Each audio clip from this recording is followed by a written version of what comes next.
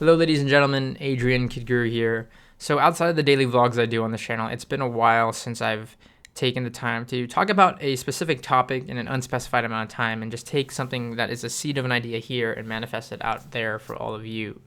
And that's what I want to take the time to do today. Arguably, at 4 o'clock in the afternoon on a Tuesday in the middle of a ton of work, which is, again, probably the worst time for me to do this video. And that's the exact reason I'm doing it. Because in 2006, there was a book written called ChronoPhobia, On Time in the Art of the 1960s. It was written by Pamela Lee, and the reason this is so important is because today I want to talk about what I believe to be my biggest fear. A thing I think that has both made me and plagued me for a good portion of my life and ultimately right now, currently. See, this book examines artistry and artists on the time of the 1960s, but more importantly, it examines this fear, this phobia that Pamela calls chronophobia, or the fear of time. Chronos, the Greek word, for time, phobos, fear, based off of the word chronoperception, which is how we as humans perceive time, because at the end of the day, we perceive time. It's not something that physically exists. We see it and we use it to measure life. We see it in aging. We see it in a watch face. We see it on a clock on the wall. We see it in night and day, minutes and hours. It is this man-made concept that we use to measure. And that's why it's so interesting. Because, as irrational or irrational as you may see phobias to be, they're unique to individuals like you and me. And for me, my biggest fear has always been time in all of its constructs and all of its manifestations. I fear time in the sense that if I look at the people around me, they're getting older, not younger. The way time changes things and circumstances. The way time can make things, but also at the same time wither things. I've always feared the concept of wasting time, and the idea of wasting time. It has caused so much anxiety and stress for me, and I thought that was due to the fact of things like work, and I had to reduce the amount of work. I had to take a step back. I had to relax a bit. And I realized, if anything, that made the stress and anxiety multiply. That's not who I am. I'm not somebody. I hate comfort. I hate relaxation. I don't like vacations. I don't like taking a break because that's not who I am. I am 110 miles per hour or I'm burned out. I'm not doing it. I'm a switch in the sense that I'm either going to do it or I'm not even going to, attempt it. Because that's I'm going all in. And I hate this idea of wasting time in all of its aspects. To me, that means doing things that I always want to be doing and doing things that matter, more importantly, whether that's something as small as going out and getting a coffee with a friend or working and creating a business or whatever. I don't want to be wasting my time. I want to do as much as possible in the given amount of time that I have. Ironically enough, time is infinite in itself, but we aren't, we're finite. Our lives are finite. And I want to do as much as possible. I want to create as much value in the world and help as many people as possible in the work that I do in whatever shape, form, or function that may be. I want to, just create and do things that matter, very, very simply put. And that being said, I'm also all about the bigger picture in terms of time. I think a lot about the marathon, not the sprint.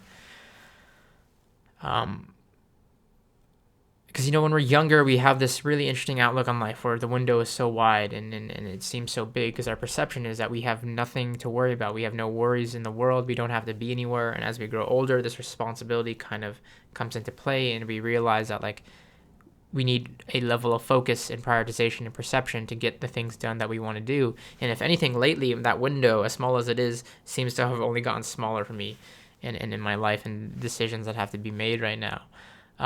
So that being said, this idea, that we all have the same equal amounts of time. We 365 days in a year, 60 minutes in an hour, 7 days in a week, 24 hours a day. None of us have a minute less or an hour more. So we should be able to do the things that we want to do and the things that matter most to us at the end of the day. It's not so much the idea of time and death that I fear, time will eventually catch up to us all. I don't fear that. I don't fear this idea of death. I fear not doing enough when it comes up to that point, not have done enough in this world when it comes up to that point where I do eventually pass.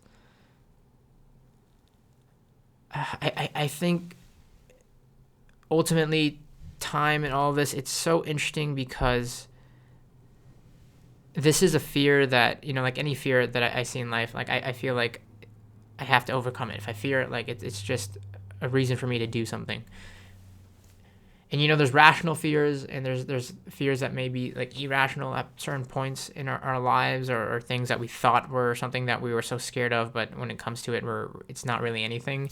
But with this fear, it's so interesting because it's something that defines who I am as an individual. It is something that has brought me to the point, and it's something that fuels me and drives me every day, like this fear of time. It's the reason I am where I'm at right now.